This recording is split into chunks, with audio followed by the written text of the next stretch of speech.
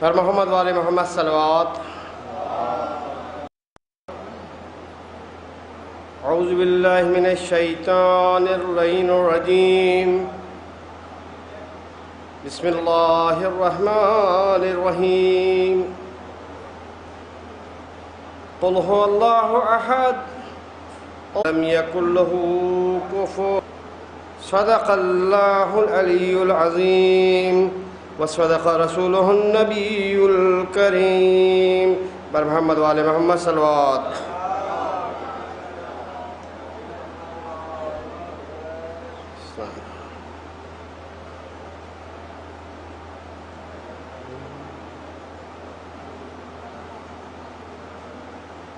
مولا سجاد کی شہادت کے حوالے سے پکڑ کے خواہر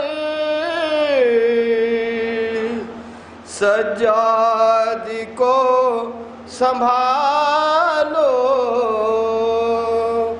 یہ کہہ رہے تھے سرور. سجاد کو سنبھالو، کنبے کی ذمہ داری سونپی ہے میں نے تم کو. کنبے کی ذمہ داری سونپی ہے میں نے تم کو. نیزے پہ ہے میرا سر، سجاد کو سنبھالو، یہ کہہ رہے تھے سرور. سجاد کو سنبھالو. ارے طوق گراں سے راستہ چلنے میں ہے اذیت. طوق گراں سے راستہ چلنے میں ہے اذیت. گرنے کو ہے زمین پر، سجاد کو سنبھالو، یہ کہہ رہے تھے سرور. ارے آنکھیں کھلی ہیں اس دم جب خیمے جل رہے تھے.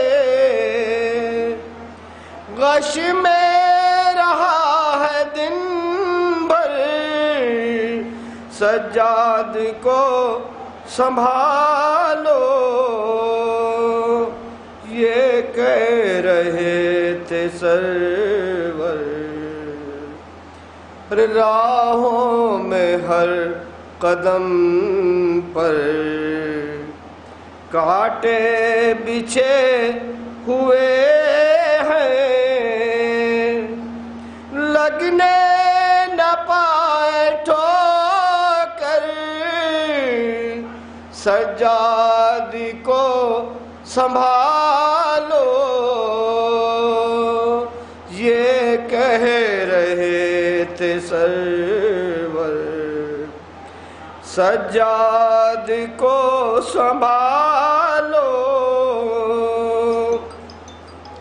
جو سن رہا ہے عشرت وہ رو رہا ہے عشرت. نوحہ ہے ہر زبان پر، سجاد کو سنبھالو، یہ کہہ رہے تھے سرور. اب میں گزارش کرتا ہوں حسین صلی اللہ علیہ سے کہ وہ تشریف لائیں.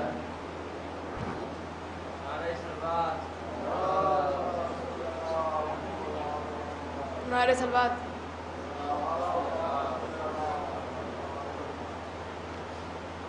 غم شبیر سے بڑھ کر کوئی بھی غم نہیں ہوتا، غم شبیر سے بڑھ کر کوئی بھی غم نہیں ہوتا، یہی وہ غم ہے دنیا میں کبھی جو کم نہیں ہوتا۔ ستم کی دھوپ تھی ایسی کہ دنیا آگ ہو جاتی، ستم کی دھوپ تھی ایسی کہ دنیا آگ ہو جاتی، حسینی صبر کا اونچا اگر پرچم نہیں ہوتا، حسینی صبر کا اونچا اگر پرچم نہیں ہوتا۔ میرے سجدوں کو نسبت ہے در سبطِ پیمبر سے، میرے سجدوں کو نسبت ہے در سبطِ پیمبر سے، در دنیا پہ میرا سر کبھی بھی خم نہیں ہوتا، در دنیا پہ میرا سر کبھی بھی خم نہیں ہوتا۔ فرشتے رحمتوں کے اس جگہ پر جا نہیں سکتے، فرشتے رحمتوں کے اس جگہ پر جا نہیں سکتے جہاں پر سیدہ کے لال کا ماتم نہیں ہوتا، جہاں پر سیدہ کے لال کا ماتم نہیں ہوتا۔ اگر ایک بوند پانی بھی ملا ہوتا سکینہ کو، اگر ایک بوند پانی بھی ملا ہوتا سکینہ کو، قلم شانوں کے ہونے کا جری کو غم نہیں ہوتا، قلم شانوں کے ہونے کا جری کو غم نہیں ہوتا۔ انار سلوات۔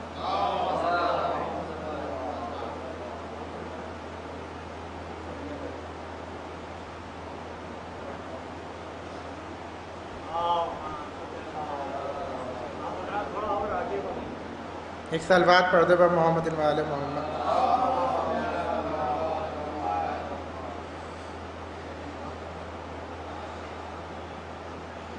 ملی رہائی تو عابد یہ کام کر کے چلے، سباسوں قبر سکینہ کے نام کر کے چلے، ملی رہائی تو عابد یہ کام کر کے چلے، سباسوں قبر سکینہ کے نام کر کے چلے۔ یہ اہل شام سے بولے اگر نہ ہو زحمت، دیا جلا دیا کرنا اگر ملے فرصت، بہن کے واسطے یہ اہتمام کر کے چلے، سباسوں قبر سکینہ کے نام کر کے چلے۔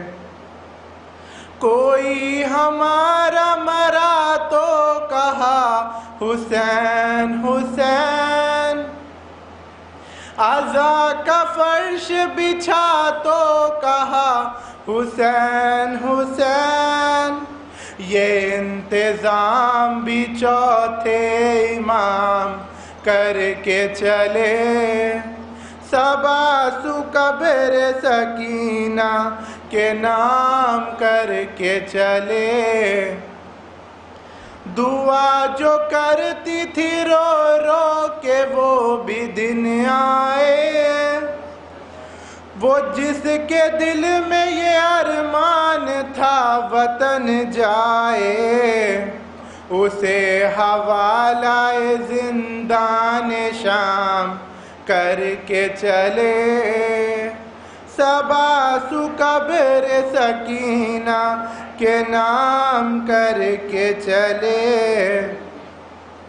وطن بھی جا کے یہ روئیں گے شاہ کے غم میں، اب ان کی عمر بسر ہوگی شہ کے ماتم میں، جو زست اپنی بہاتر کے نام کر کے چلے، سباسوں قبر سکینہ کے نام کر کے چلے۔ سکینہ شام کے زندہ میں رہ گئی تنہا، چلے اسیر رہا ہو کے سوئے کرب و بلا، یہ معرکہ بھی تو عابد تمام کر کے چلے، سباسوں قبر سکینہ کے نام کر کے چلے۔ وہ کیسے بھولیں گے جو لگ گئے جدائی کے داغ، جلائے قبر پہ رو رو کے آنسوؤں کے چراغ، دلوں کے صبر کے خاطر یہ کام کر کے چلے، سب آنسو قبر سکین۔ جناب شوم مارفی صاحب سے گزارش ہے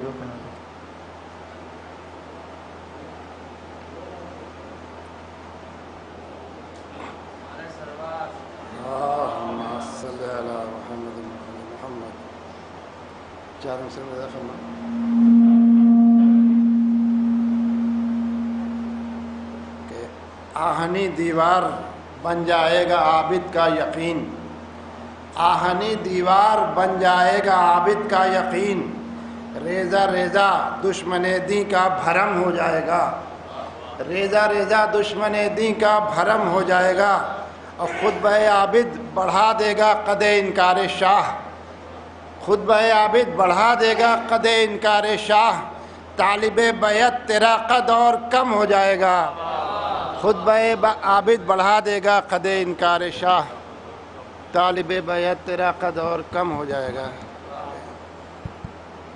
چلا گیا۔ اللہم صلی علی محمد وعلی محمد۔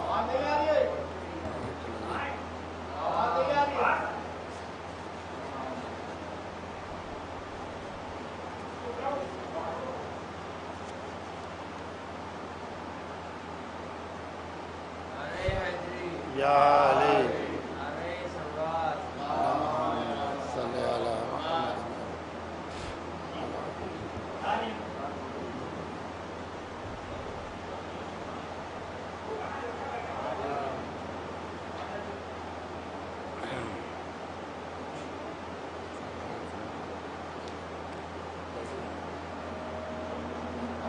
ایک نعرہ تلوار بھیجیں آپ حضرات۔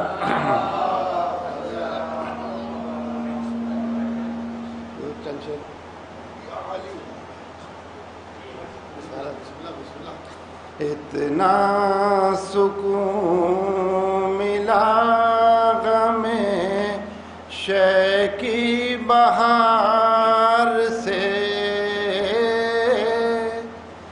اتنا سکون ملا غم شے کی بہار سے، شکوہ رہا نہ موسم نہ خوشگوار سے، شکوہ رہا نہ موسم نہ خوشگوار سے،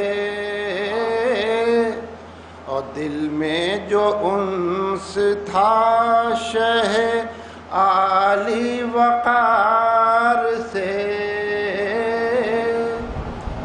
دل میں جو انس تھا شہ عالی وقار سے، اور آ گیا نکل کے انا کے حصار سے، اور آ گیا نکل کے انا کے حصار سے، اور ان میں کوئی حبیب ہے کوئی زہیر قین، ان میں کوئی حبیب ہے کوئی زہیر قین، واقف ہیں جو حسین تیرے اقتدار سے، واقف ہیں جو حسین تیرے اقتدار سے۔ ایک نعرہ صلوات بھیجیں آپ ذرا، ایک اور نعرہ صلوات بھیجیں، ایک اور نعرہ صلوات بھیجیں آپ ذرا، کہ دل سے نہ جائے یاد زہیر و سعید کی، دل سے نہ جائے یاد زہیر و سعید کی، کہتی رہی نماز عبادت گزار سے، کہتی رہی نماز عبادت گزار سے، او غازی نہ جانے کتنے ستمگر لبے فرات، غازی نہ جانے کتنے ستمگر لبے فرات، فنار ہو گئے تیری ہیبت کے وار سے، فنار ہو گئے تیری ہیبت کے وار سے، آنکھوں کو روشنی ملی آرام بھی ملا، آنکھوں کو روشنی ملی آرام بھی ملا، ماہ عزائے شاہ کے لیل و نہار سے، ماہ عزائے شاہ کے لیل و نہار سے، شعر دیکھیں کہ ہندو کریں حسین کا ماتم تو کیا عجب، ہندو کریں حسین کا ماتم تو کیا عجب، اچھا چرتر بنتا ہے اچھے وچار سے، اچھا چرتر بنتا ہے اچھے وچار سے، مختار ابن حضر فرمان ہے کہ کیا شان لکھنؤ ہے کہ اہل عزا شمول، کیا شان لکھنؤ ہے کہ اہل عزا شمول، شہر عزا میں آتے ہیں قرب و جوار سے، شہر عزا میں آتے ہیں قرب و جوار سے۔ میں گزارش کر رہا ہوں ہمارے جناب ناصر جرولی صاحب سے کہ آئیں اور اپنا کلام پیش فرمائیں، ایک نعرہ صلوات۔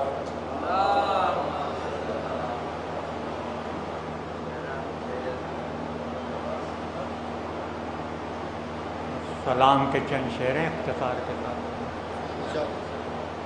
کہ غربت میں شہ حق میرا مہمان ہوا ہے، غربت میں شہ حق میرا مہمان ہوا ہے، سائے کا گھنی دھوپ میں سامان ہوا ہے، سائے کا گھنی دھوپ میں سامان ہوا ہے، نیزے پر لب شاہ سے اعلان ہوا ہے، نیزے پر لب شاہ سے اعلان ہوا ہے، خاموش کہاں بولتا قرآن ہوا ہے، خاموش کہاں بولتا قرآن ہوا ہے۔ تو ثابت یہ ہوا ذکر حسین ابن علی سے، ثابت یہ ہوا ذکر حسین ابن علی سے، زندہ ہے جو اسلام پر قربان ہوا ہے، ثابت یہ ہوا ذکر حسین ابن علی سے، وہ زندہ ہے جو اسلام پر قربان ہوا ہے۔ اور یوں روتا نہیں ظلم، یوں روتا نہیں سامنے مظلوم کے ظالم، یوں روتا نہیں سامنے مظلوم کے ظالم، اصغر کے تبسم سے پریشان ہوا ہے، اصغر کے تبسم سے پریشان ہوا ہے، حیدر کے پدر تو نے ہی پالا ہے نبی کو، حیدر کے پدر تو نے ہی پالا ہے نبی کو، محفوظ تیرے قصر میں ایمان ہوا ہے، حیدر کے پدر تو نے ہی پالا ہے نبی کو، محفوظ تیرے قصر میں ایمان ہوا ہے، اور کردار سے باطل کو 72 نے ہرایا، کردار سے باطل کو 72 نے ہرایا، تیغوں سے کہاں فتح یہ میدان ہوا ہے، کردار سے باطل کو 72 نے ہرایا،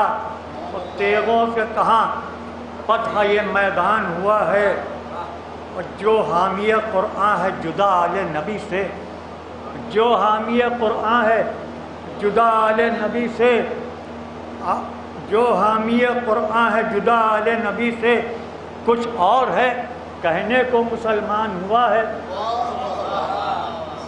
جو حامی قرآن ہے جدا آل نبی سے، کچھ اور ہے کہنے کو مسلمان ہوا ہے، اور ناصر نے گوہر علم کے مانگے ہیں اسی سے، ناصر نے گوہر علم کے مانگے ہیں اسی سے، مشہور جو حیدر کا دبستان ہوا ہے، مشہور جو حیدر کا دبستان ہوا ہے۔ اور بصدد گزارش ہے خطیب اہل بیت مولانا مرزا جعفر عباس صاحب قبلہ سے کہ وہ کون افروز منبر ہو میں کو خطاب فرمائے باوض بلند درود بھیجو۔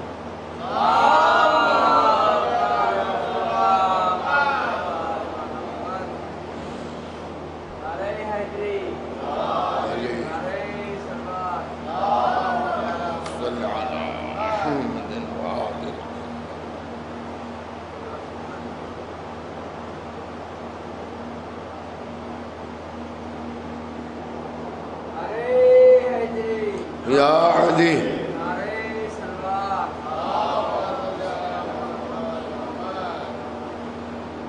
حضرات، پہلے تو میں گزارش کروں گا کہ ایک مرتبہ سورہ الحمد اور 3 مرتبہ سورہ توحید کی تلاوت فرما کر بانی تابوت مرحوم مغفور حضرت آیت اللہ سید احمد صاحب تابع سرا اور حجت الاسلام والمسلمین عالی جناب مولانا سید محمد تقی صاحب تابع سرا کی روح کو ایصال فرما دیجیے۔ بسم اللہ۔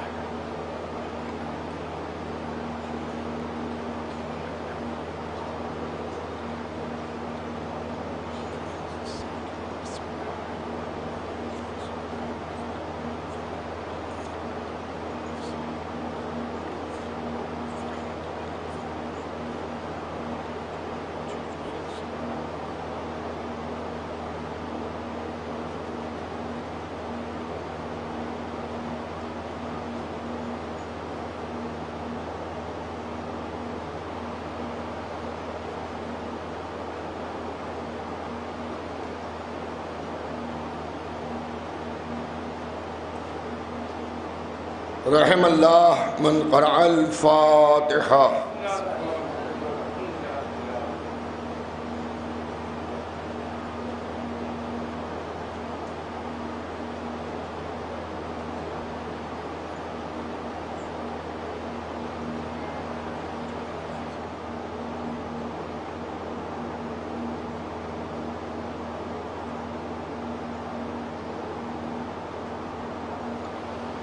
آ جائیے آگے تشریف لے آئیے، آگے جو حضرات پیچھے بیٹھے ہیں ان سے بھی گزارش ہے آگے آگے آگے خدا سلام۔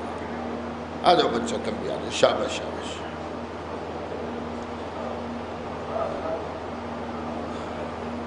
اعوذ باللہ من الشیطان اللعین الرجیم، بسم اللہ الرحمن الرحیم، الحمد للہ رب العالمین، والصلاة والسلام علی اشرف الانبیاء والمرسلین وشفیع المذنبین ابی القاسم محمد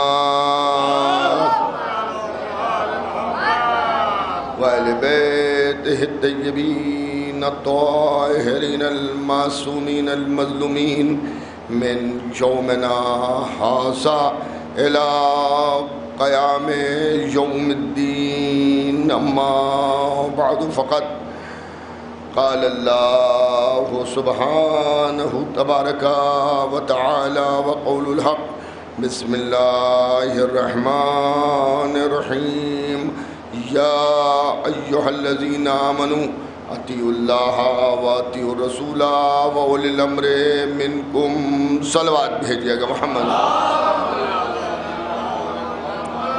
حضرات، جیسا کہ آپ جانتے ہیں کہ آج اس وقت شب شہادت امام چہارم امام علی بن الحسین امام زین العابدین علیہ السلام کی شب شہادت ہے.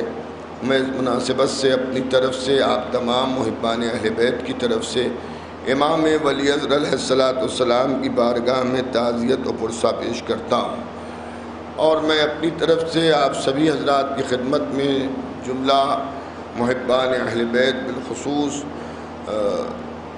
سادات کرام کی خدمت میں اور جو عابدی سادات ہیں ان کی خدمت میں خصوصی طور پر اپنے اور آپ کے چوتھے امام امام زین العابدین علیہ السلام کا پرسہ پیش کرتا ہوں.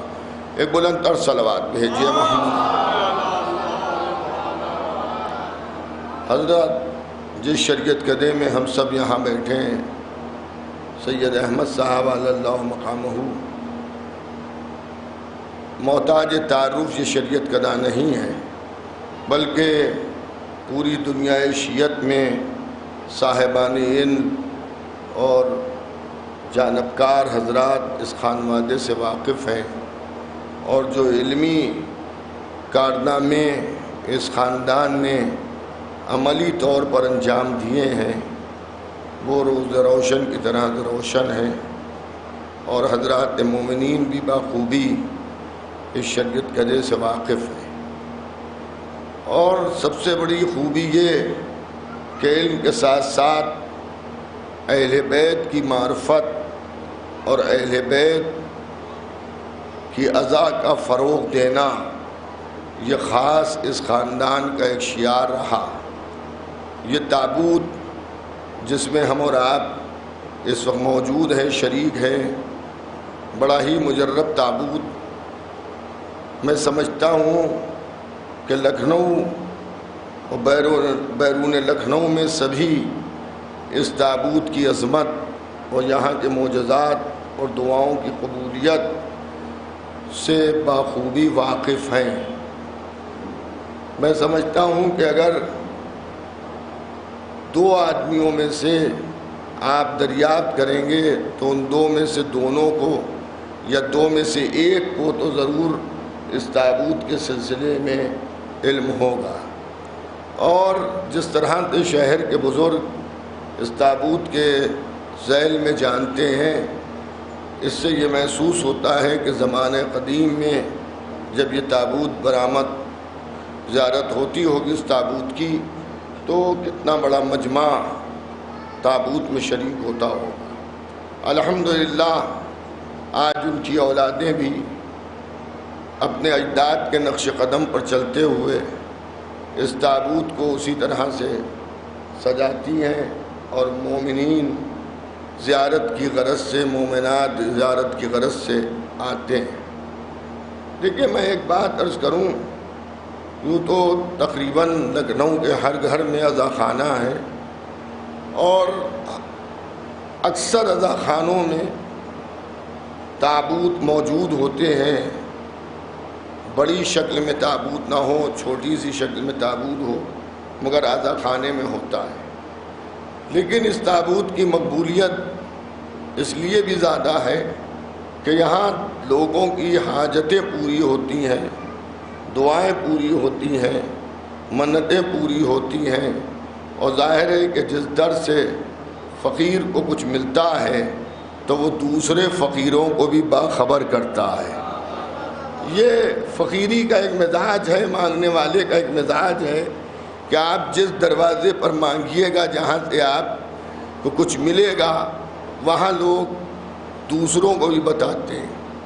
مثلاً آپ یوں دیکھ لیجئے، کوئی ڈاکٹر ہے وہ کسی مریض کو اپنی دواؤں کے ذریعے شفا دے رہا ہے، لوگ اس ڈاکٹر کا پتہ بتاتے ہیں۔ اسی طرح سے کوئی سخی ہے تو لوگ اس کی ثقافت کا پتہ بتاتے ہیں۔ ایک چھوٹی سی مثال میں آپ کی خدمت میں دے دوں، ریلوے اسٹیشن پہ کھڑے ہو جائیے، کوئی فقیر مانگنے کے لیے کسی کے پاس آئے اور اسے کوئی دھتکار دے، بھگا دے، ڈانٹ دے، کہ دوسرا فقیر وہاں نہیں آئے گا۔ لیکن اگر اسی فقیر کو کوئی کچھ دے دے تو تھوڑی دیر کے بعد فقیروں کی ایک لائن لگ جاتی ہے۔ بھئی یہ کیا بات ہے کہ جہاں سے دھتکارا گیا وہاں دوبارہ کوئی مانگنے نہیں آ رہا ہے، جہاں سے کسی کو دیا گیا وہاں بھیڑ لگی ہے۔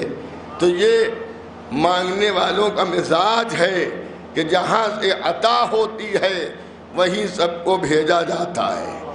یہ بھی ایک کمال کی بات ہے کہ آپ نے دنیا میں یہ بھی دیکھا ہوگا، اور ہمارے خیال میں جو لوگ لکھنؤ سے باہر گئے ہوں گے ان کے علم میں ہوگا کہ اکثر لوگ بھیک مانگتے ہیں تو اس میں اشعار پڑھتے ہیں۔ دیہاتوں وغیرہ میں ابھی بھی بہت زیادہ رواج ہے، ورنہ میرے بچپنے میں لکھنؤ میں بھی جو میری ہم عمر ہیں وہ اس چیز کی گواہی دیں گے کہ خصوصاً جمعرات کے دن یا کسی بھی دن فقیر آل محمد کی مدح کر رہا ہے اور پھر کہہ رہا ہے کہ علی کے نام پہ دے دو، حسن کے نام پر دے دو، حسین کے نام پر دے دو، بی بی زہرا کا صدقہ دے دو۔ اچھا یہ بھی عجیب بات ہے، جو مانگنے والا ہوتا ہے اس کے لیے میں کون سا لفظ استعمال کروں؟ بھئی میں تو اس کے لیے محب کا لفظ نہیں استعمال کر سکتا۔ ہوتا ہے مسلمان، آل محمد کا محب تو نہیں ہے۔ اگر آل محمد کا محب ہوتا تو وہ آل محمد کو ویسے ہی مانتا جیسے اللہ اور رسول منوا رہے ہیں۔ سمجھ گیا؟ وہ مانتا حضرت علی کو چوتھی منزل پر ہے، 3 منزلوں پر دوسروں کو مانتا ہے، لیکن جب بھیک مانگتا ہے تو علی کا صدقہ مانگتا ہے۔ میں کہوں گا علی کا صدقہ کیوں مانگ رہے ہو؟ جن کو تم علی سے پہلے مانگتے ہو ان کے نام پر مانگ لو۔ تو شاید وہ بھی یہی جواب دے کہ ہم نے ان کی بھی سیرت کو دیکھا، جب ضرورت پڑی تو وہ بھی علی کے سامنے ہاتھ پھیلائے کھڑے ہیں۔ ایک صلوات بھیجیے مل جل کے محمد وآل محمد۔ وہ بھی حضرت علی کے سامنے ہاتھ پھیلائے کھڑے ہیں۔ تو آج ہمارے سامنے ظاہر بظاہر ائمہ معصومین نہیں ہیں، ان میں کہ ایک پردہ غیب میں ہیں، وہ ہم کو دیکھ رہے مگر ہم انہیں نہیں دیکھ پا رہے ہیں۔ لیکن اب ہم نے ان کی شبیہ بنائی۔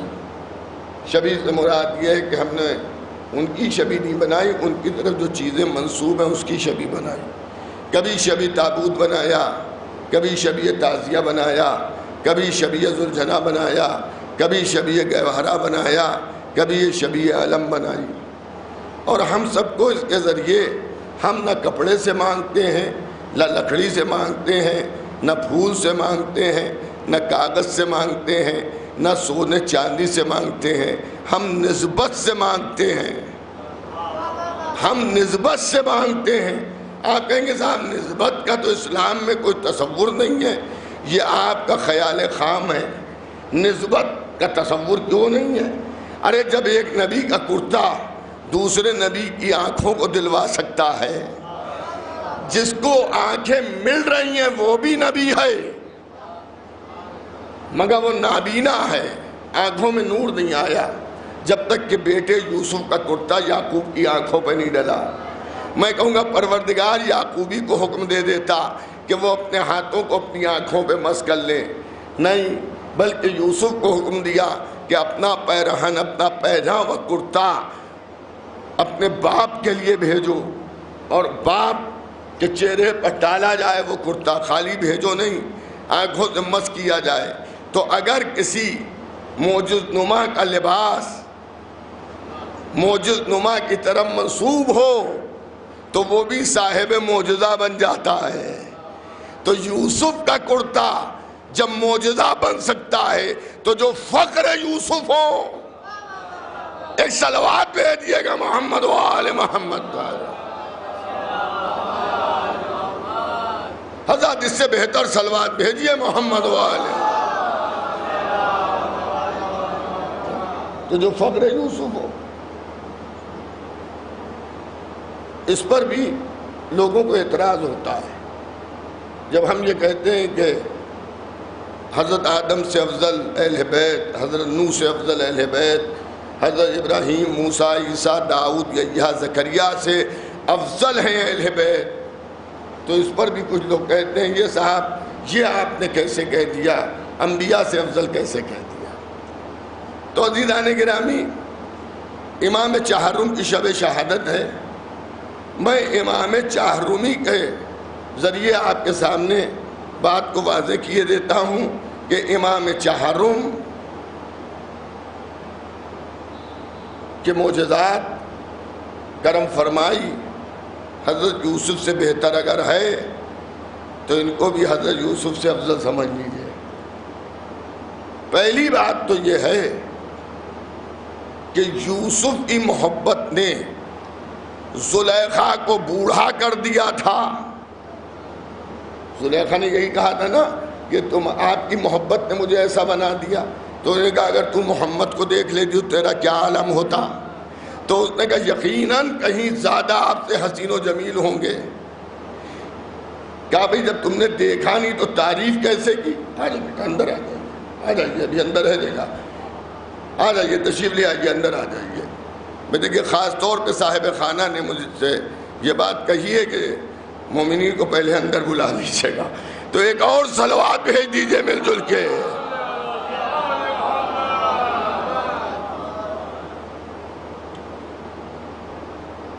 تو اس نے کہا یوسف جیسے آپ نے نام لیا میرے دل میں محبت آ گئی. آواز قدرت کیا آئی کہ یوسف اب میرے حبیب خاص کی محبت اس کے دل میں آ گئی ہے. مجھے اس کا بڑھاپا پسند نہیں ہے، میں اس کی جوانی کو واپس کرتا ہوں. تو آپ دیکھ لیے اس خاندان کا اثر.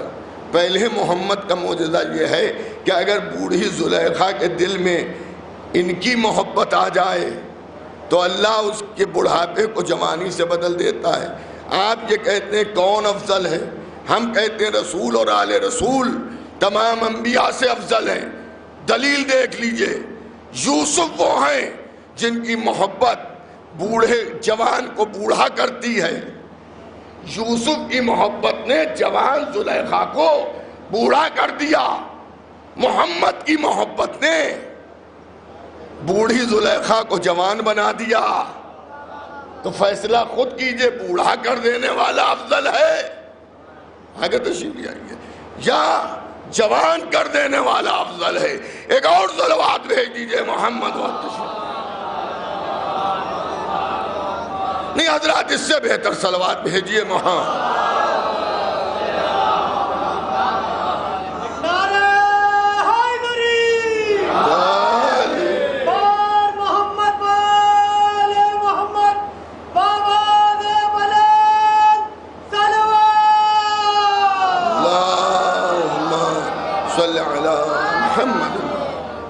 تو عزیزان گرامی، حضرت یوسف کی محبت نے زلیخا کو بوڑھا کر دیا. خود زلیخا دربار یوسف پہ کہہ رہی ہے کہ آپ کی محبت نے مجھے ایسا بنا دیا. اب میں ایک واقعہ آپ کی خدمت میں عرض کروں کہ ہمیشہ سے یہ رہا کہ عورتیں مردوں سے آگے رہیں اجر رسالت میں. آج بھی آپ دیکھیے کہ تیز گرمی میں جن عورتوں کو ہاؤس وائف کہا جاتا ہے، جن کے لیے اگر آپ پوچھئے تو مرد یہ کہتے نہیں کہیں کوئی نوکری نہیں ہے، کہیں کوئی ملازمت نہیں ہے، مطلب خالی بیگارو گھر کے کاموں کے علاوہ کوئی کام نہیں ہے. لیکن میں یہ سمجھتا ہوں کہ جو خواتین سروس کرتی ہیں ان سے زیادہ محنت جو گھریلو عورتیں کہلاتی ہیں وہ کرتی ہیں. ضرورت پر لباس بھی سی لیتی ہیں, تعلقات بھی, کیونکہ ان کو کہا جاتا ہے خالی ہیں, کوئی کام نہیں ہے ان کے پاس, نہ آفس جانا ہے نہ وہاں کا کوئی کام کرنا ہے, لیکن پورے دن وہ کام میں لگی رہتی ہیں. کبھی کبھی شوہر کی ذمہ داریوں کو بھی وہ پورا کرتی ہیں. مرنے جینے میں شوہر تو نہیں پہنچ پائے, آفس میں تھے, ان کی اہلیہ پہنچ گئی, بچوں کی تربیت ہے, شوہر کے لیے کھانا ہے, گھر کو آراستہ رکھنا ہے, اور ان سب کے باوجود اندر تشریف لے آئیے, آنے کے اندر ایک اور صلوات بھی بھیجیے محمد و آل محمد.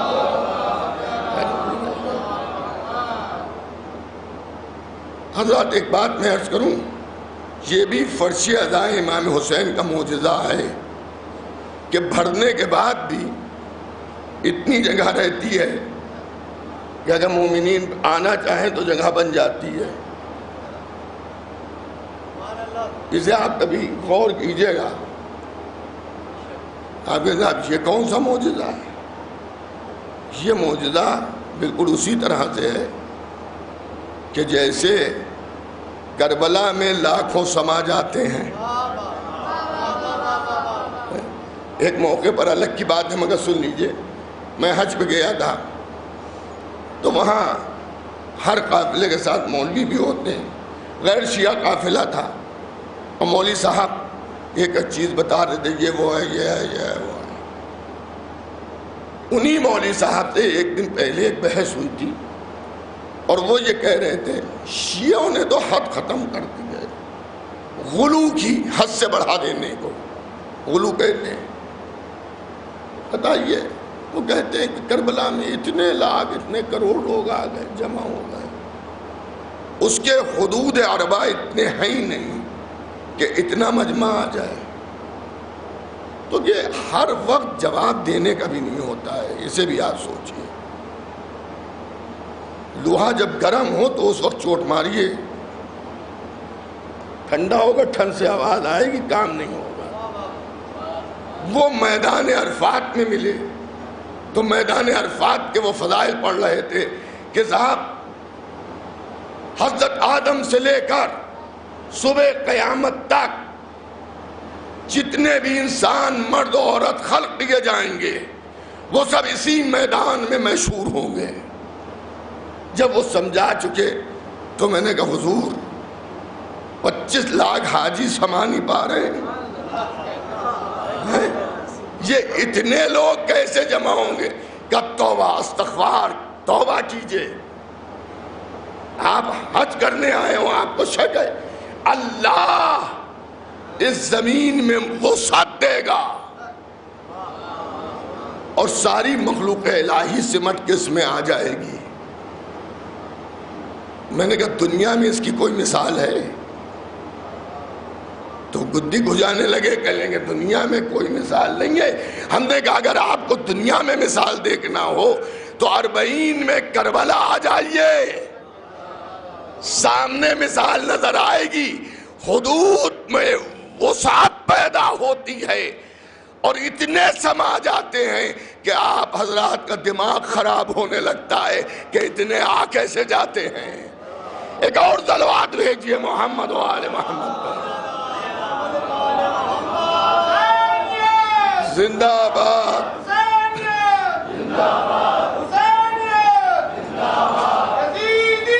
مردہ باد,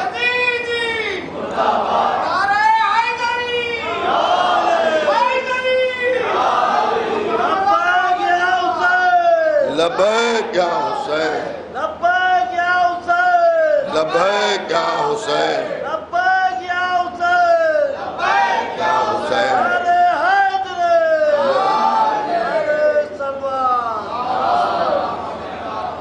اسی طرح سے فرش اذاں دیکھیں, جب یہی مجمع جو مجلسوں میں فرش اذاں پر بیٹھتا ہے, جب یہ باہر نکلتا ہے تو آپ خود سوچتے ہوں گے اتنے آ جاتے ہیں اس میں. اور جب آپ عام دنوں میں اس میں جائیں تو جتنے وہاں جمع ہو کے باہر دکھتے ہیں آپ سوچتے ہوں گے کہ اتنی بڑی جگہ تو نہیں ہے. مگر اس دن کیا ہوتا ہے کہ مجمع نکلتا ہی چلا جا رہا ہے, اور امام باڑہ خالی نہیں ہو رہا ہے. تو یہ بھی ذکر آل محمد کا ایک معجزہ ہے. تو لوگوں کی سمجھ میں معجزات نہیں آتے ہیں. اس میں دیکھیں گھبرائیے نہیں. ابو جہل مارا گیا مگر اس کے عقل میں بھی معجزات آئے نہیں. آخر وقت تک صاحبان علم بھی تشریف فرمائے. نبی سے جو اس نے کہا مطالبہ کیا نبی نے وہ معجزہ دکھایا. پہاڑ سے گواہی دلوائیے. پہاڑ نے گواہی دی. آپ نے اس کے پیچھے مسلمان بٹھا دیے. ایک پتھر اٹھ کے آئے وہ گواہی دے. نبی نے اشارہ کیا پتھر اٹھا اس کے کان پر آ کے اس نے محمد رسول اللہ کی گواہی دی. پہاڑ کو بلائیے. اشارہ کیا پہاڑ آ گیا. واپس کیجئے. واپس چلا گیا. اس کے 2 حصے کیجئے. اس طرح سے نبی نے انگلی کا اشارہ کیا وہ 2 حصوں میں تقسیم ہو گیا. کہا اب نیچے کا حصہ اوپر اوپر کا حصہ نیچے کیجئے. وہ بھی کر دیا گیا. چاند کے 2 ٹکڑے کیجئے. سوزمار سے گواہی دلوائیے. نبی ہر جگہ دکھاتے رہے معجزہ.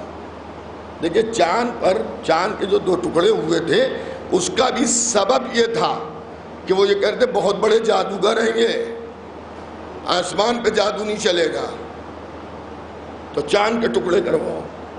چاند کے ٹکڑے بھی ہو گئے. مرتا مر گیا ابو جہل مگر حضور کے معجزوں کو مانا نہیں, انکار کرتا رہا. لیکن اتنے معجزات کا انکار اس نے کیا مگر ایک معجزے کو مرتے دم تک یاد رکھا. اور وہ یہ تھا, وہ بھی ایک معجزہ ہی تھا کہ جب یہ حضرت علی کے آنکھوں میں سرما بتوں کے پیروں کے نیچے کی خاک کا لگانے آیا ہے تو نو مولود نے اب جو ایک تماچا رسید کیا تو اس کا منہ ٹیڑھا ہو گیا. مرتے مر گیا مگر منہ سیدھا نہیں ہوا. اور اب اس کی سمجھ میں آیا کہ یہ خاندان اہل بیت کا بچہ ہے جو ایک کمسن سا ہاتھ بھی اگر منہ پہ مار دے تو اس کا اثر بہت ہوتا ہے. پھر دیکھیے میری وہی بات آ گئی کہ انبیاء افضل ہیں یا اہل بیت افضل ہیں. موسیٰ نے بھی کمسنی میں فرعون کے ایک تماچا جڑا تھا اور فرعون کا منہ لال ہو گیا تھا اور وہ سمجھ گیا تھا کہ یہ کوئی عام بچہ نہیں ہے, کہیں وہی بچہ تو نہیں ہے جو میری حکومت کے تختے کو پلٹے گا. مگر موسیٰ کے تماچے کا اثر چند گھنٹے رہا. اب تو افضل مان لیجئے اہل بیت کو. نبوت نے تماچا مارا, اثر ہوا مگر باقی نہیں رہا. مگر جب امامت نے تماچا مارا تو مرتے مر گیا مگر اثر نہ ضائع ہوا. ایک اور صلوات بھیجئے محمد و آل محمد.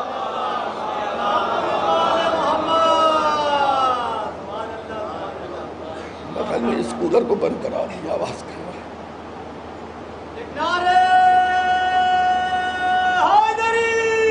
یا علی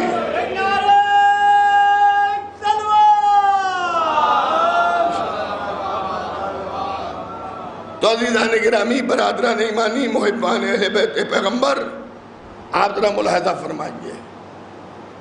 تو اس گھرانے سے ہمیشہ معجزات ہوئے. یہ تو پہلے علی کا معجزہ, اب چوتھے علی کا معجزہ دیکھیے. میں نے جو بات کہی تھی کہ عورتیں مردوں سے زیادہ محب اہل بیت ہوتی ہیں. بچوں کو گود میں دبائے ہوئے گرمیوں کے زمانے میں, اور یہ واقعاً ایک ناانصافی ہے کہ مردوں کے لیے تو سب انتظامات کیے جاتے ہیں اور عورتوں کے لیے انتظامات نہیں ہوتے. میں اس مجلس کے ذریعے اور یہاں گراف ایجنسی کا کیمرہ بھی لگا ہے, میں اس کے وسیلے سے جہاں بھی میری آواز سنی جائے کہ یہ انصاف نہیں ہے۔ اب جب ماحول بنی گیا ہے کہ عورتیں بھی شریک ہوتی ہیں، میں بڑی مجلسوں کی بات کر رہا ہوں جو اجتماعی مرکزی مجالس ہوتی ہیں، تو اس میں جس طرح سے مردوں کا انتظام ہوتا ہے اسی طرح سے عورتوں کے لیے بھی انتظام ہونا چاہیے، اور اس انتظام میں خاص طور پر خاص طریقے سے پردے کا انتظام بھی ہونا چاہیے۔ ہو سکتا ہے کوئی دل جلا یہ کہہ دے کہ عورتوں کو آنے کی ضرورت ہی کیا ہے، تو بھائی میں ایک بات عرض کروں گا، جو اماموں کی موجودگی میں مجالس ہوئیں اس میں بھی عورتیں شریک ہوئیں مگر پس پردہ رہیں۔ پہلے امام نے پردے کا اہتمام کیا، اس کے بعد اپنے گھر کی عورتوں کو لا کے بٹھالا۔ تو جو مرکزی مجلسیں ہیں اس کے جو ذمہ داران ہیں ان کو یہ چاہیے ہے کہ وہ جہاں جس طرح سے مومنین کے لیے انتظام کرتے ہیں اسی طرح سے مومنات کے لیے بھی انتظام کریں، اور خدا رحمت نازل کرے نوابین اودھ پر، کہ اس وقت اتنے لوگ نہیں تھے اور بڑے گھروں کی عورتیں گھر سے باہر نہیں نکلا کرتی تھیں، تو انہوں نے امام بارگاہوں میں عورتوں کا بھی انتظام کیا، لیکن اب وہ بہت چھوٹا ہو پڑ گیا ہے۔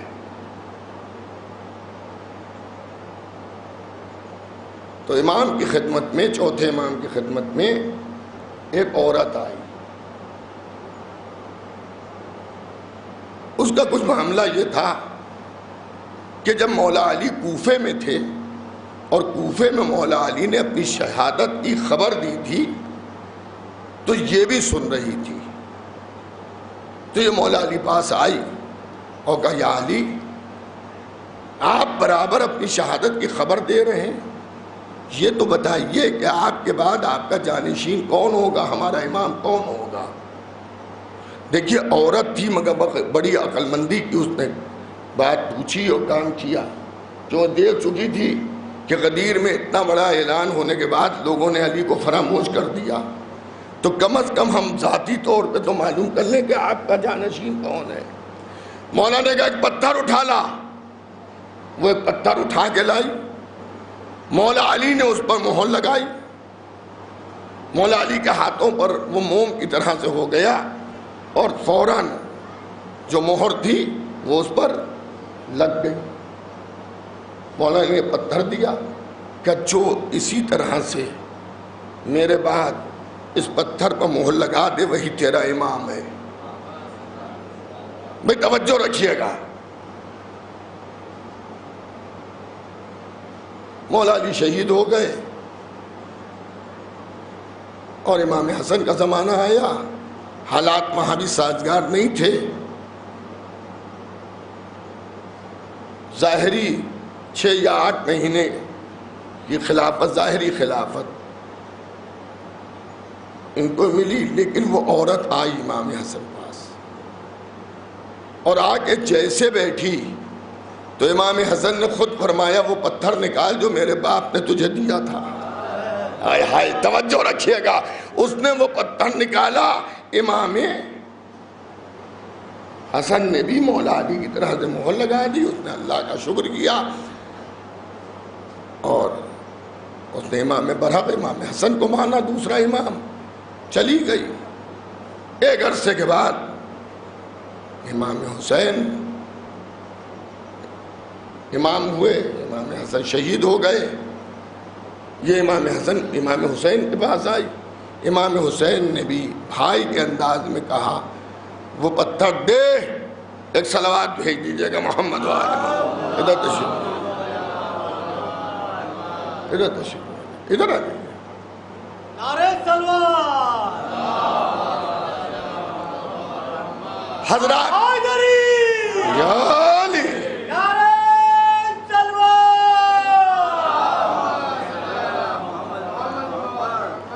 حضرات محرم والی صلوات بھیجیے، آپ تو افطار والی صلوات بھیج رہے ہیں، وہ بھی جب 5-7 منٹ باقی ہو روزے کھلنے میں اور کوئی ممبر پہ بیٹھا ہوا مطلب پڑھ رہا ہو کہ صلوات بھیجیے، تو اس وقت تو سمجھ میں آتا ہے خالی پیٹ ہے. ارے 1 مہینے سے امام حسین کا صدقہ کھا رہے ہیں، جتنا روز کھاتے ہیں اس سے زیادہ کھا رہے ہیں، تو کھائی پی صلوات بھیجئے محمد و آل محمد پر.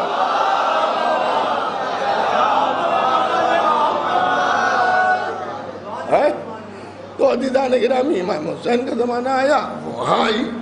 اب یہ سمجھ لی رسول اللہ کے زمانے کی ہے، اب امام حسین کا زمانہ آ گیا ہے. اور اس نے امام حسین کے سامنے بیٹھی. مولا نے بھی وہی کہا جو بھائی نے کہا تھا، میرے بابا اور میرے بھیا کی مہر جس پتھر پہ وہ نکال. اس نے پتھر دیا، اس پہ ہمارے تیسرے امام نے بھی مہر لگا دی، اور اس نے تیسرا امام حسین کو مانا. چلی گئی. کربلا کا واقعہ ہوا، امام حسین کربلا میں شہید ہو گئے. امام حسین کے بعد بھی کچھ لوگوں نے حضرت محمد حنفیہ کو اپنا امام مانا، اور ان کے بعد دلیل یہ تھی کہ بھائی کے بعد بھائی امام ہوا ہے، تو اب یہ بھائی ہیں، بھائیوں میں بڑے ہیں، ان کو امام مانیں گے. مگر یہ عورت آسانی سے جاتی نہیں ہے وہاں، جبکہ محمد حنفیہ نے خود دعوی امامت نہیں کیا تھا. خود تو یہی فرماتے تھے کہ میرا امام بھی آقا حسین، اور ان کے بعد امام سجاد. لیکن اب یہاں معاملہ یہ ہوا کہ جب قید خانے سے چوتھے امام کو رہائی ملی ہے اور امام مدینے آئے ہیں، تو فوراً تو یہ نہیں پہنچی، کیونکہ وہاں تک پرسے کا ماحول تھا. کچھ ٹھہر کے یہ امام کے دولت سرا پہ گئی، اور اس نے دریافت کیا کہ مولا کہاں ہے. گھر کی عورتوں نے کہہ دیا کہ اگر مولا سے ملنا ہے تو مولا مسجد میں ملیں گے. مسجد میں گئی، دیکھا مولا رکوع کر رہے ہیں، رکوع کے عالم میں. بہت دیر بیٹھی رہی، لیکن امام کے طویل رکوع آپ حضرات کے علم میں ہے. امام کا لمبا رکوع ذکر الہی سے بھرا ہوا، یہ کافی ضعیف ہو چکی ہے، بیٹھ نہیں پائی زیادہ دیر. اٹھی، کا لگتا ہے کہ چوتھے امام کی مہر میں نہیں لگوا پاؤں گی. حالت کچھ اس کی متغیر تھی، تو یہ ڈری کہ کہیں مر نہ جاؤں. تو وہاں سے اٹھ کے جانے لگی. امام کا رکوع چل رہا ہے، امام جو ہیں وہ رکوع میں ہیں. جب یہ دروازے پر پہنچ گئی تو اس نے یہ چاہا کہ ایک مرتبہ امام کی زیارت اور کر لیں. تو اس نے امام کو دیکھا، امام اب بھی رکوع میں ہے، لیکن اسے محسوس ہوا کہ امام اپنی چھوٹی انگلی سے اس کی طرف اشارہ کر رہے ہیں. کہتی ہے میں اشارہ تو نہیں سمجھ پائی، میں سوچ رہی جس کا مطلب کیا، رک جاؤ، بیٹھ جاؤ، ٹھہر جاؤ، کیا کہہ رہے ہیں امام. لیکن میرے جسم میں قوت سی مجھے محسوس ہونے لگی، اور اب جو میری نظر میرے ہاتھوں پر پڑی تو میرا بڑھاپا میری جوانی میں بدل چکا تھا. آئے ہائے، توجہ ہے یا نہیں ہے؟ کہتی ہے کہ میرا بڑھاپا میری جوانی میں بدل چکا تھا، مجھے قوت مل گئی، مجھے طاقت مل گئی، میں جوان ہو گئی، میں رک گئی. کیا بغیر امام سے ملے نہیں جاؤں گی؟ دیکھیں، میں نے شروع میں جو آئے ہیں مومنین ان کو معلوم ہے، میں نے گفتگو یہاں سے شروع کی تھی کہ نبوتوں سے 1,23,999 نبیوں سے افضل ہیں محمد و آل محمد. میں آپ کو پھر ثبوت دکھا دوں، یوسف کی محبت جوان کو بوڑھا کر رہی ہے، چوتھے امام کی محبت بوڑھے کو جوان کر رہی ہے. اور امام کہتی ہے کہ میں گئی، امام نے پتھر مانگا، اس پہ مہر لگائی اور مجھے 9 بیٹوں کی بشارت دی. کتنے؟ 9 بیٹوں کی بشارت دی. اور پھر اس عورت پاس اور بھی اماموں کی مہریں اس پتھر پہ رہیں. اور بعض کا یہ نظریہ ہے کہ شتیتا نام کی جو عورت تھی وہ یہی تھی، اللہ عالم بالصواب. اور پھر 7ویں امام نے اس کی آ کے نماز جنازہ پڑھائی تھی، اور اس کے بعد یہ پتھر اس کے بیٹوں پاس رہا، اور یہ پتھر اس وقت ہمارے زمانے کے امام کے پاس ہے.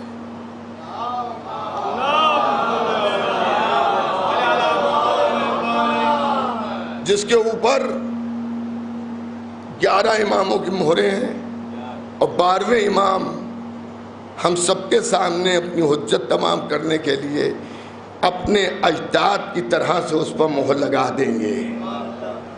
خیر ہم لوگ تو بغیر کسی ایسے معجزے کے امام کو امام مانتے ہیں، لیکن ہو سکتا ہے اس دور میں کچھ لوگ شک و شبہات میں مبتلا ہو جائیں تو امام ان کے سامنے وضاحت کر دیں گے، دھوکہ نہ کھاؤ، میں ہی زمانے کا امام ہوں.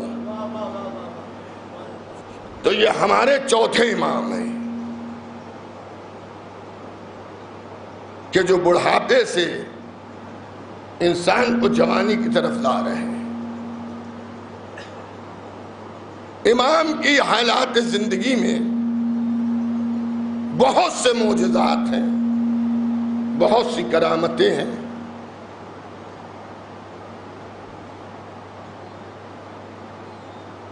اور اگر آپ مجھ سے پوچھئے تو مومنین عمومی طور پر یہ کہتے ہیں بہادری میں حضرت علی کا جواب نہیں، صبر میں امام حسین کا جواب نہیں.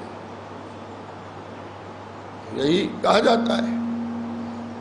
امام سجاد میں دادا اور بابا کی دونوں صفات تھی. ایک وقت میں امام سجاد سے بڑا کوئی بہادر نہیں، اور ایک ہی وقت میں امام سجاد سے بڑھ کے کوئی صابر نہیں. بہادری کا عالم یہ تھا کہ جس لشکر نے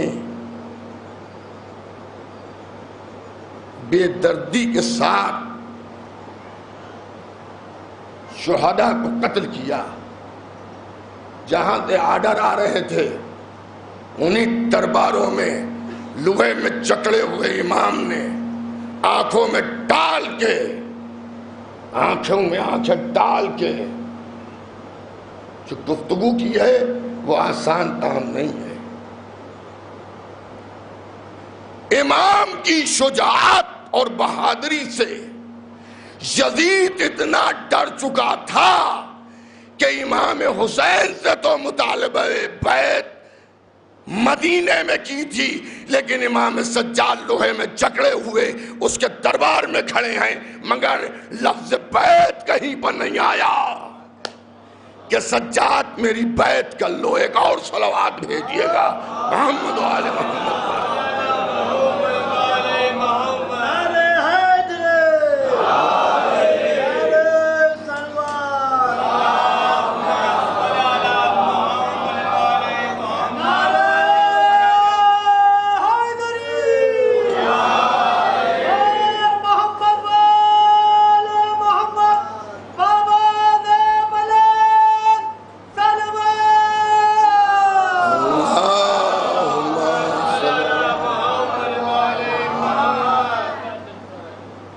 بہادری اور شجاعت کا عالم یہ تھا کہ یزید بول نہیں پایا، امام خطبہ دیتے رہے، گونگا ہو گیا، ڈر گیا. صبر کا عالم یہ تھا کہ خاندان کی عورتوں کو بے مخنو چادر دیکھنے کے بعد بھی امام سجاد بچ گئے. یہ ان کا صبر تھا. کہ اللہ پر توکل کیا اور اس کی مرضی پر راضی رہے۔ امام سجاد نے کربلا میں تلوار مانگی ضرور، مگر مجھے کربلا یا کربلا کے بعد کی تاریخ میں کہیں یہ نہیں ملا کہ امام سجاد نے تلوار چلائی ہو، مگر تلوار کا انداز بدل دیا۔ تلوار تو نہیں اٹھائی، ذوالفقار تو ہاتھ میں نہیں لی، لیکن دعاؤں کی شکل میں ذوالفقار کا ایک کارخانہ کھول دیا۔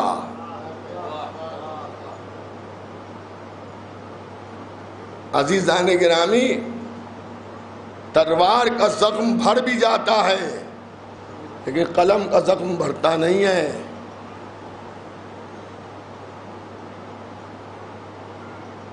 جن مصیبتوں کا سامنا امام سجاد نے کیا، اس کے بعد تو انسان اپنے حق میں دعا کرنا بھول جائے۔ اگر کوئی کہے بھی کہ دعا کر لو تو بگڑ کے کہے دعا سے فائدہ ہی کیا ہے، کیا کریں دعا کر کے؟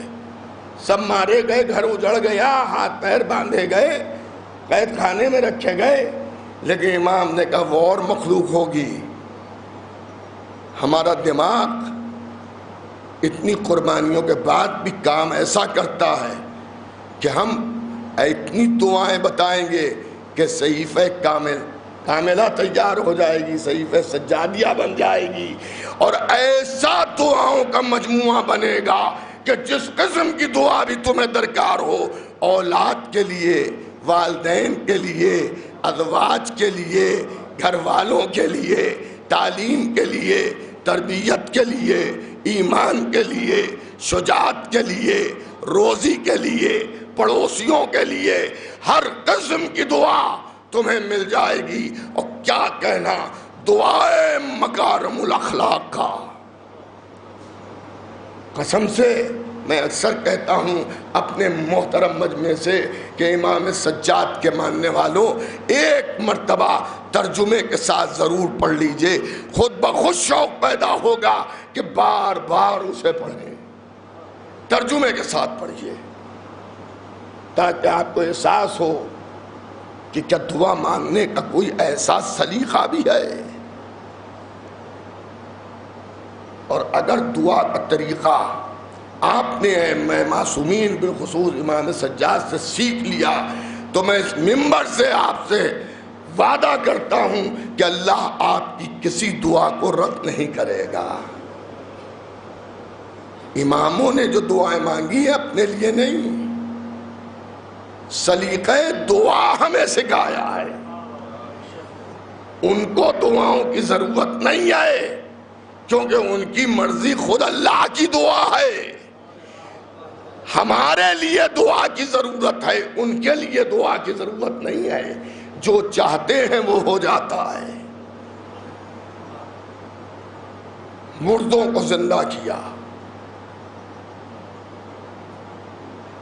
آپ ایک معجزہ برابر سنتے ہوں گے، یاد ہوگا، مگر اس کا پتہ نہیں کیا بات ہے، آدھا معجزہ پڑھا جاتا ہے۔ امام سجاد کے ہاتھوں کا دھون جواہرات بن گیا، یہاں تک ہوتا ہے لوگ سلوات بھیجتے ہیں، خوش ہوتے ہیں، سبحان اللہ ماشاءاللہ کہا جاتا ہے، بات تمام ہو جاتی ہے۔ لیکن یہ دھون جواہرات بنا کیوں تھا، اس کا بھی ایک راز ہے۔ وہ راز یہ ہے کہ جو محب امام ہر سال امام کی خدمت میں آتا تھا، سال بھر امام کے لیے تحفے جمع کرتا تھا۔ جب اس سال امام کی زیارت کی غرض سے آ رہا تھا تو اس وقت اس کی زوجہ نے کہا کیسا تیرا دوست ہے کہ تو ہمیشہ اس کے لیے کچھ لے جاتا ہے اور وہ کبھی تجھے کچھ نہیں دیتا۔ اس نے سر پکڑ لیا اور پکڑ کے کہا قیامت کر دی تو نے، میرا وہ ایسا دوست ہے کہ اس نے تیری یہ آواز بھی سن لی ہوگی، اور یہ کیا قیامت کی ہو۔ جب یہ گیا ہے تب امام نے کہا کھانا کھا لے، پھر امام نے ہاتھ دھولا ہے، ایمان دھونے کے لیے برتن اٹھایا، اس نے کہا یہ ممکن نہیں ہے، میں آپ کے ہاتھ دھلاؤں گا۔ امام کے ہاتھوں کا دھون جواہرات بن گیا۔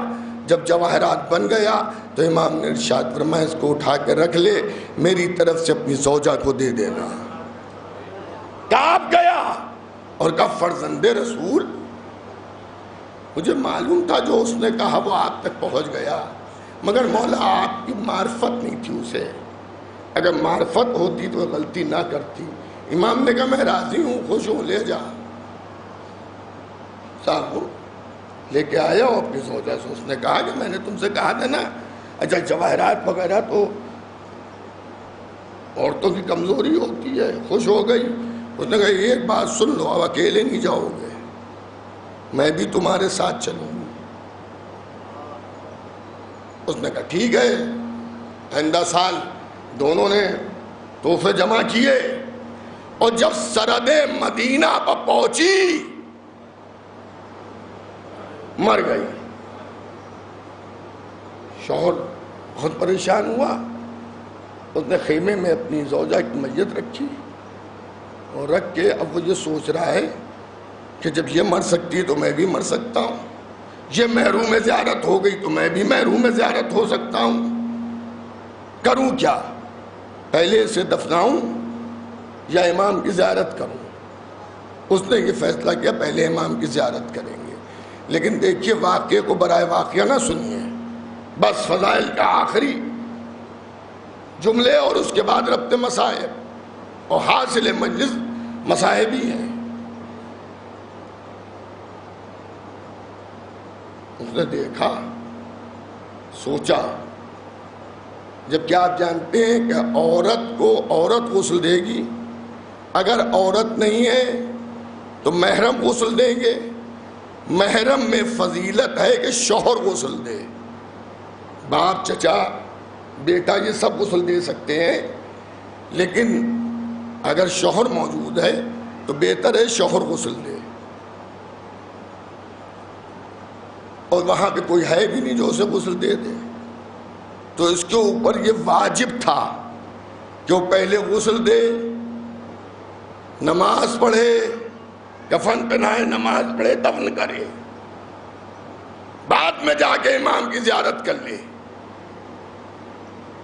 لیکن اس کو یہ ہوا کہیں میں مر نہ جاؤں، خیمے کو بند کیا، امام کی خدمت میں گیا، بیٹھ گیا، مولا یہ میری طرف سے، یہ میری زوجہ کی طرف سے، یہ نہیں بتایا کہ میری زوجہ مر گئی ہے۔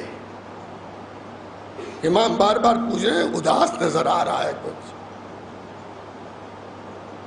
نہیں مولا کوئی بات نہیں، سفر ہے، اتنا بڑا سفر کر کے آئے ہیں، سفر کی تھکن ہے۔ امام سے نہیں کہہ رہا ہے، اس کا کہنا ہے کہ میں نے امام سے اس لیے نہیں کہا کہ یہ خود غم زدہ ہیں، جب یہ سنیں گے تو ان کو غم ہوگا، مزید غم میں کیا ان کو پہنچاؤں؟ نہیں کچھ نہیں مولا۔ امام نے ارشاد فرمایا میں کون ہوں کہ مولا آپ امام ہیں؟ کیا تجھے معلوم ہے کہ امام کی نظروں سے کوئی چیز پوشیدہ نہیں رہتی ہے؟ مجھے علم ہے کہ تیری زوجہ مر گئی ہے اور تو میت چھوڑ کے یہاں آیا ہے۔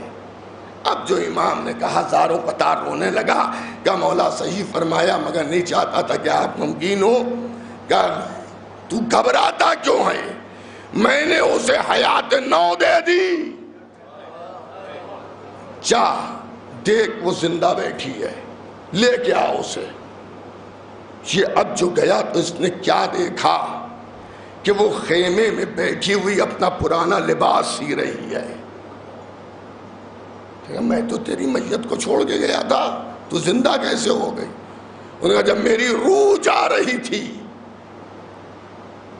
تو ایک جوان نمودار ہوا اور اس نے حکم دیا کہ میری روح کو میرے جسم میں واپس کر دیا جائے۔ یہ سمجھ تو گیا کہ کوئی نہیں ہو سکتا سوائے ہمارے امام کے، مگر اس نے پوچھا یہ بتا اگر اس جوان کو دیکھے گی تو پہچان لے گی کیا کیوں نہیں پہچانوں گی؟ اس نے مجھے حیات نو بخشی ہے۔ اس نے کہا جلدی سامان سفر تیار کر، چل امام کی خدمت میں۔ جیسے وہ عورت بارگاہ امامت میں پہنچی ہے اور امام کو دیکھا تو تڑپ کے کہا یہی تو وہ ہیں جنہی نے ہمیں زندگی عطا کی ہے۔ کربلا کے واقعے کے بعد اس طرح کے معجزات و کرامتوں کا دکھانا یہ بتا رہا ہے کہ امام امام ہی رہتا ہے۔ آج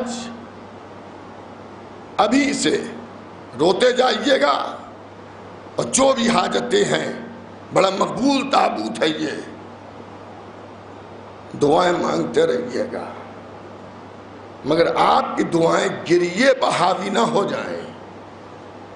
مقدم گریہ ہے۔ آج اس امام کی شب شہادت ہے جس کے ہاتھوں میں ہتھکڑیاں تھیں۔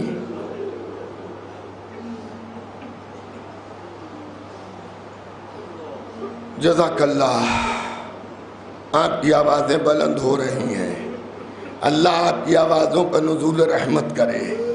ہاتھوں میں ہتھکڑیاں، پیروں میں بیڑیاں، گلے میں خاردار توق، کمر میں لنگر۔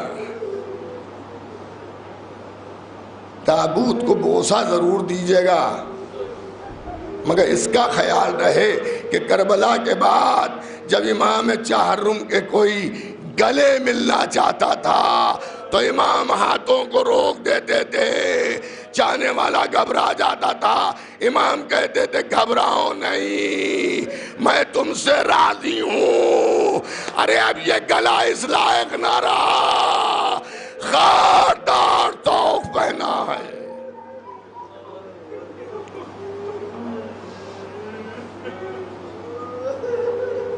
جزاک اللہ، جزاک اللہ۔ میرے والد مرحوم سرکار فخر العلماء عالی جناب مولانا مرزا محمد عالم صاحب فرمایا کرتے تھے کہ خاردار توق کا مطلب یہ ہے کہ توق میں ایسے خار نکلے ہوتے تھے کیلے، اور اتنا وزنی ہوتا تھا کہ جب قیدی کو پہنایا جاتا تھا تو وہ خار اس کے گلے کے گوشت میں اتر جاتے تھے۔ سال بھر امام کے گلے میں یہ خار پڑا رہا اور یہ گوشت کا جز بن گیا۔ ارے جب گلے سے اس خاردار توق کو علیحدہ کیا گیا ہے، ارے امام کو بڑی اذیت ہوئی ہے۔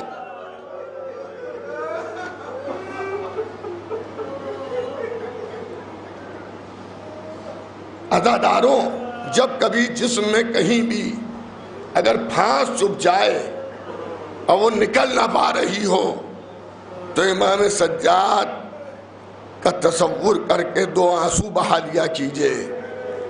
کربلا کے اسیر اور کربلا کے شہداء خالی مجلسوں کے محتاج نہیں ہیں کہ انہیں مجلسوں میں رویا جائے، نہیں، اپنی زندگی کی مصیبتوں میں امام سجاد کو سوچ کے رویا کیجئے۔ خاردار توق امام کے گلے میں پیوست ہو گیا تھا۔ ٹھہریے، جو آپ سنائی کرتے انہی میں سے میں کچھ باتیں سناؤں گا اور صرف احساس آپ کا چاہتا ہوں۔ روز عاشور سب آپ سن چکے ہیں، آپ کے آنسو نہیں رکیں گے۔ روز عاشور جب امام حسین خیمے میں گئے ہیں تو امام سجاد غش میں تھے، بازو پکڑ کے ہلایا، سجاد میں رخصت آخر کے لیے آیا ہوں۔ وہی سجاد کھڑے نہیں ہو پا رہے تھے، کونیوں کا سہارا لے کے بیٹھے، پھوپھی سے عصا مانگا کہ میدان میں جانے کے لیے عصا دے دیجئے۔ اور حسین جب چلے گئے شہید ہو گئے پھر امام سجاد غشی میں تھے، پھر زینب نے آ کے جگایا، سجاد دیکھو کربلا میں کیا ہو گیا، یہ زمین ہل کیوں رہی ہے؟ تو اب جو دیکھا تو نو کے نیزہ بسر حسین امامے کو پھینکا، کہا السلام علیکہ یا ابا عبداللہ۔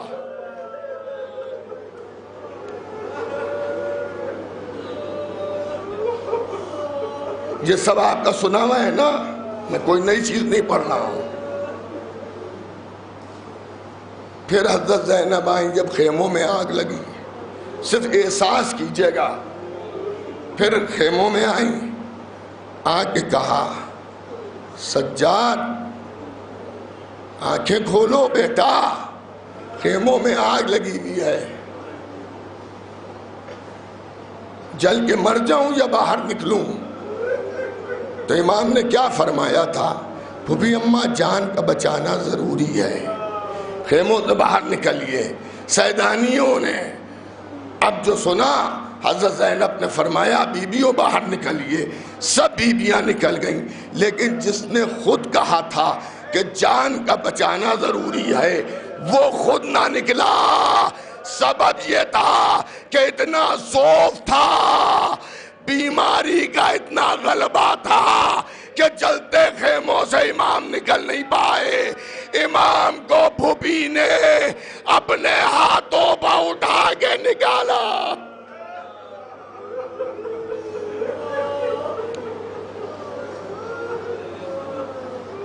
یہ امام حسین کی شہادت کے بعد آپ کے چوتھے امام کی حالت ہے کہ چلتے خیموں سے خود نہیں نکلے ہیں، پھوپھی زینب لے کے آئی ہے۔ 11 محرم کو پھوپھی کے سر پر اللہ اللہ چادر نہیں ہے، یہی سب سے بڑا سجمہ تھا۔ اپنے سر کو پھوپھی کے زانوں پر رکھے، غشی کے عالم میں ہے کہ امام سجاد کو پھر پھوپھی نے جگایا کہ بیٹا یہ سامنے 2 اونٹ کھڑے آپس میں کیا گفتگو کر رہے ہیں؟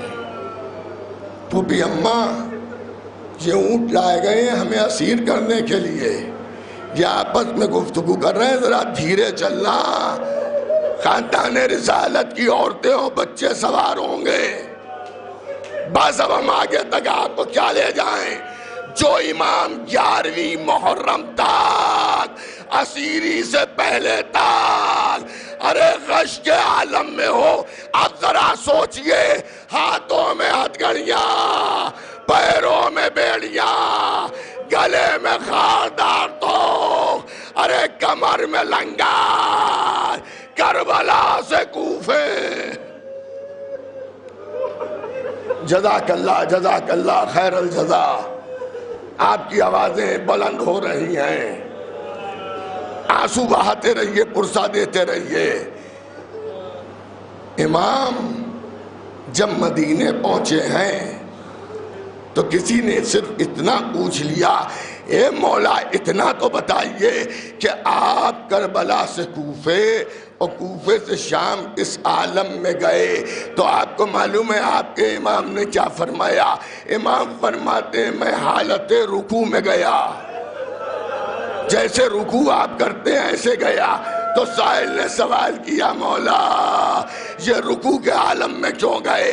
ارشاد فرمایا اس کا سبب یہ تھا کہ میرے بیٹے محمد باقر کو بھی میرے ساتھ اسیر کیا گیا اور اس کے پیر کی بیڑی میں ایک زنجیر باندھ کر میرے گلے کے تو میں باندھ دی گئی۔ ارے زنجیر اتنی چھوٹی تھی کہ اگر میں سر اٹھاتا میرا بچہ گر پڑتا۔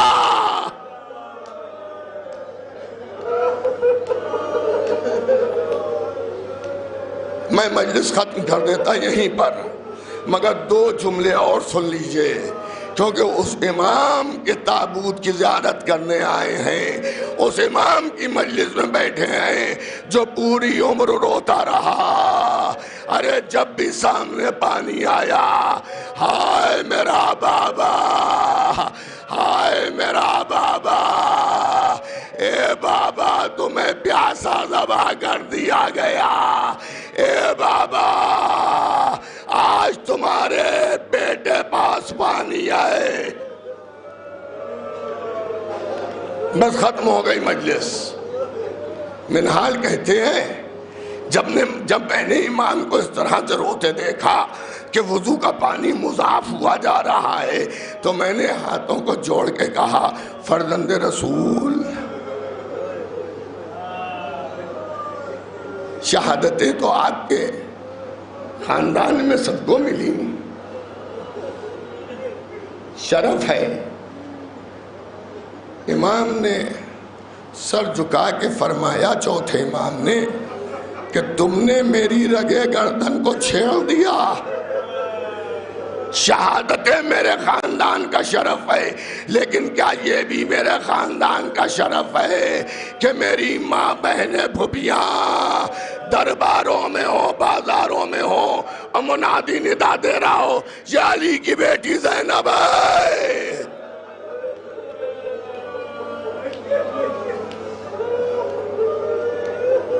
منہال کہتے ہیں کھانا لگا دیا گیا، امام کا حکم تھا منہال کے لیے کھانا لگاؤ۔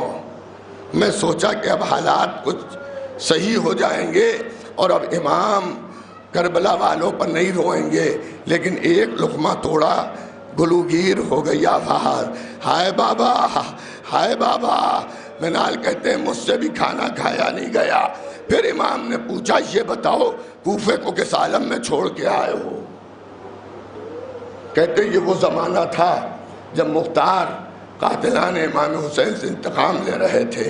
میں خوش ہو گیا کہ اب امام کو بتاؤں گا تو امام خوش ہوں گے۔ میں سب بتانے لگا، فلاں پکڑا گیا، فلاں مارا گیا، کہ اتنے میں امام پھر بے چین ہوئے، یہ بتاؤ ہرملہ پکڑا گیا یا نہیں؟ اس وقت تک ہرملہ گرفتار نہیں ہوا تھا۔ امام نے ہاتھوں کو بلند کیا، پروردگار جلد سے جلد ہرملہ کو لوہے اور آگ کا مزہ چکھا۔ منہال کہتے ہیں کہ میں مدینے سے فوراً واپس ہوا، کوفے آیا اور کوفے آ کے مختار سے ملا۔ مختار دربار میں نہیں تھے۔ میں نے پوچھا کہاں گئے ہیں؟ معلوم ہے مختار کسی کام سے گئے ہیں۔ کہ میں کوفے کی گلیوں میں ڈھونڈ رہا تھا کہ میں نے دیکھا مختار گھوڑے پر بیٹھے ہیں۔ میں مختار کو سلام کرنے والا تھا کہ اتنی دیر میں نے دیکھا ہرملہ لوہے اور آگ میں جکڑا والا آیا جا رہا ہے۔ اب جو میں نے دیکھا، میں نے صدائیں تکبیر بلند کی، اللہ اکبر۔ مختار نے مڑ کے دیکھا، میں نے کہا یہ صدا کیسی؟ کہ میں ابھی امام کی خدمت سے آ رہا ہوں۔ امام نے ہرملہ کے بارے میں پوچھا تھا، میں نے کہا ابھی پکڑا نہیں گیا ہے۔ امام نے بد دعا کی تھی، مختار بد دعا قبول ہو گئی۔ بس اتنا سننا تھا، مختار گھوڑے سے کودے، پیشانی کو زمین پر رکھا، پروردگار تیرا شکر ہے کہ چوتھے امام کی دعا میرے ہاتھوں پر قبول ہوئی۔ مگر اب یہ ستا رہا ہے سوال، کسی کو نہیں پوچھا، ہرملہ کو جو پوچھا، بس ارباب اذا ختم ہو گئی مجلس۔ ہرملہ کہتا ہے مختار 3 تیر میں نے کربلا میں ایسے چلائے کہ جس کے بعد زمین کربلا ہلنے لگی۔ ارے ایک تیر میں نے مشک سکینہ پر مارا، دوسرا تیر علی اصغر کے گلے پر مارا، ارے تیسرا تیر جب حسین زمین پر جا رہے تھے میں نے پیشانی پر مارا۔ ملون کہتا ہے زمین ہل گئی، حسین نے تیر کھینچا، سر کو سجدے میں رکھا، شمر کا خنجر چلا، خیموں میں آگ لگ گئی۔ بیمار امام کہہ رہے ہیں السلام علیکہ یا ابا عبداللہ، ہائے میرا بابا، ہائے میرا۔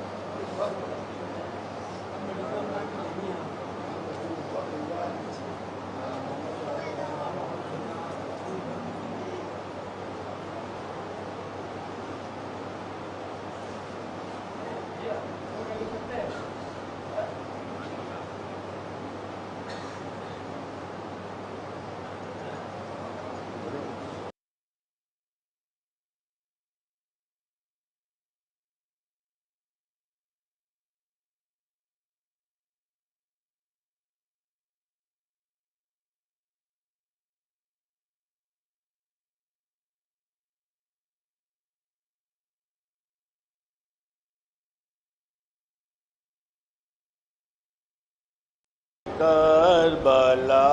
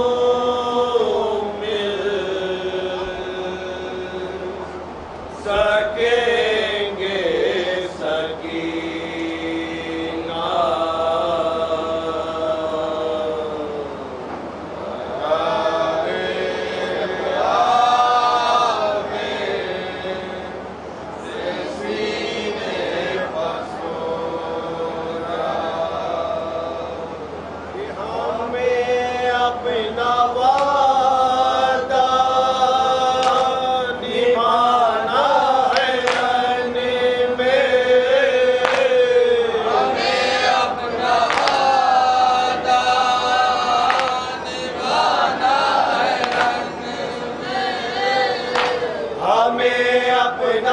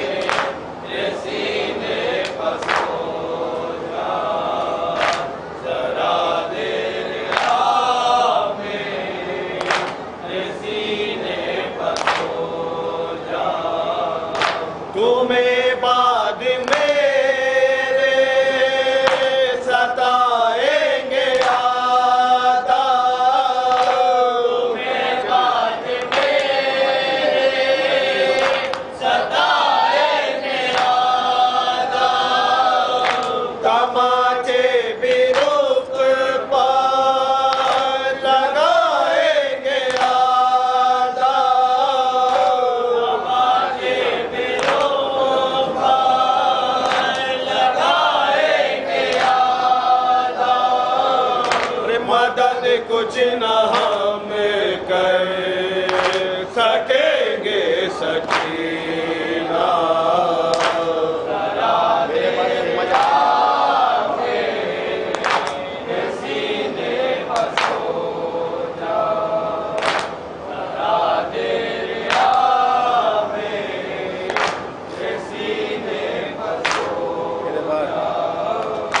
میرے بعد جلائیں گے آدھا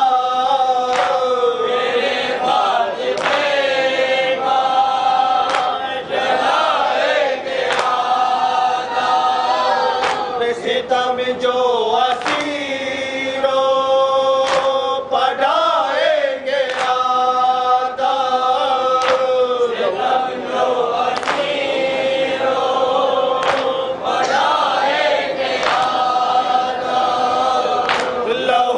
چشم نام سے بہیں گے سکینہ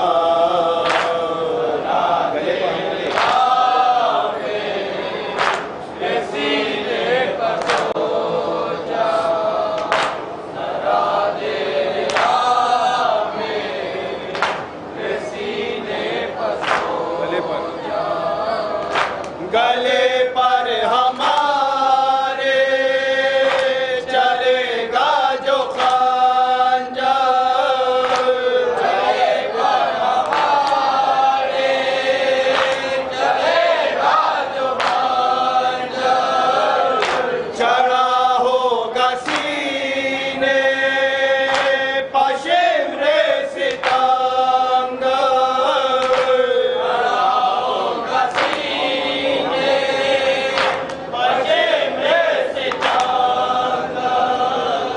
وہاں ماں کو ہم دیکھ لیں گے سکینہ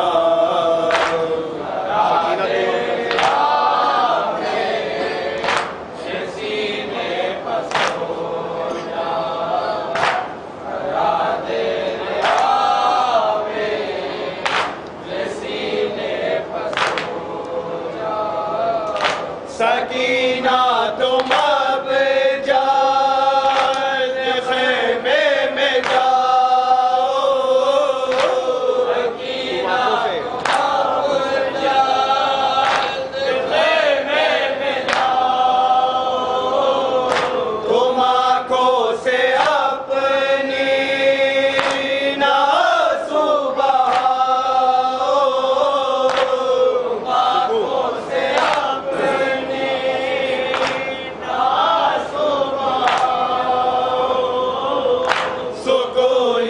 نہ ہم پا سکیں گے سکینہ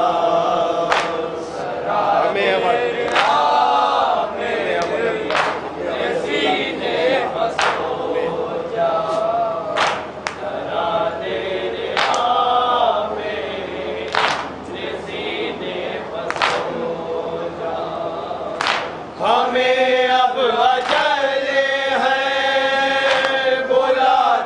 سکینہ ہمیں